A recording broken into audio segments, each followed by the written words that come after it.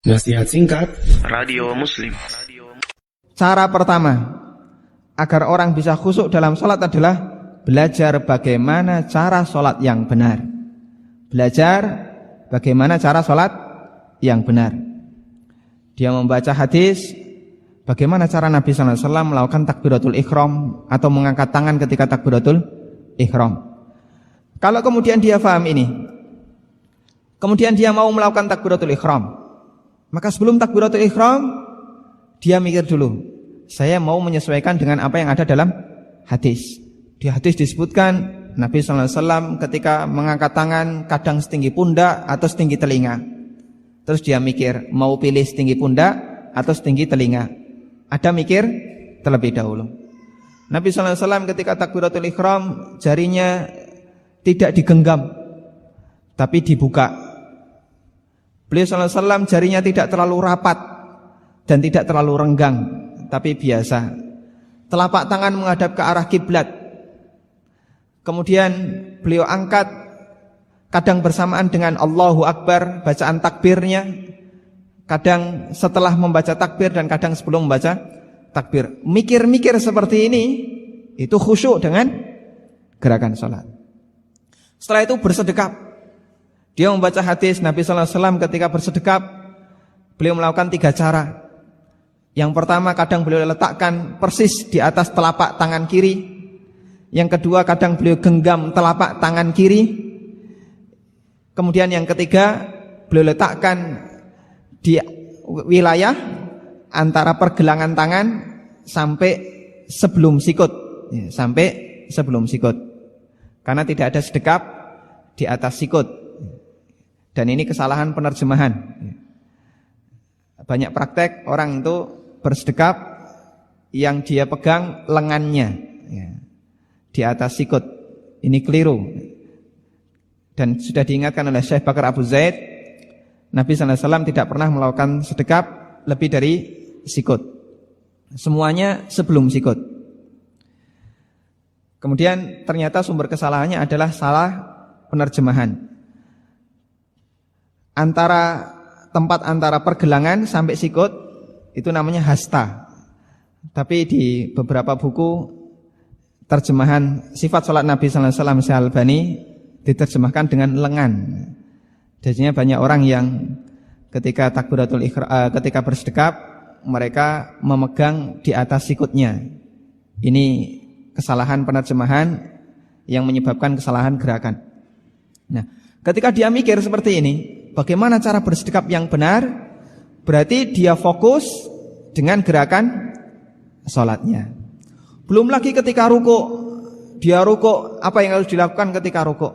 Di mana posisi tangan? Di lutut ataukah di antara 2 lutut? Karena ada orang yang rukuk posisi tangannya ditaruh di antara 2 lutut. Kemudian bagaimana posisi tangannya itu mencengkram ataukah jarinya dirapatkan?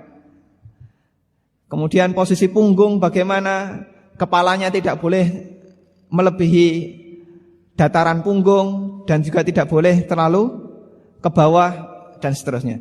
Ketika dia mikir seperti ini, berarti dia fokus terhadap gerakan rukuk yang benar. Kemudian bangkit dari rukuk melakukan i'tidal.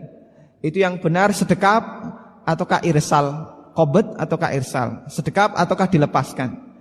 Dia sudah membaca ikhtilaf ulama di situ.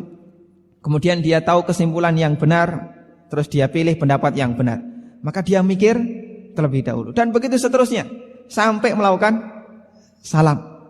Ketika dia mikir seperti terus, maka dia fokus dengan gerakan salatnya. Nah, seperti ini Bapak Ibu yang dimuliakan Allah bisa kita buktikan.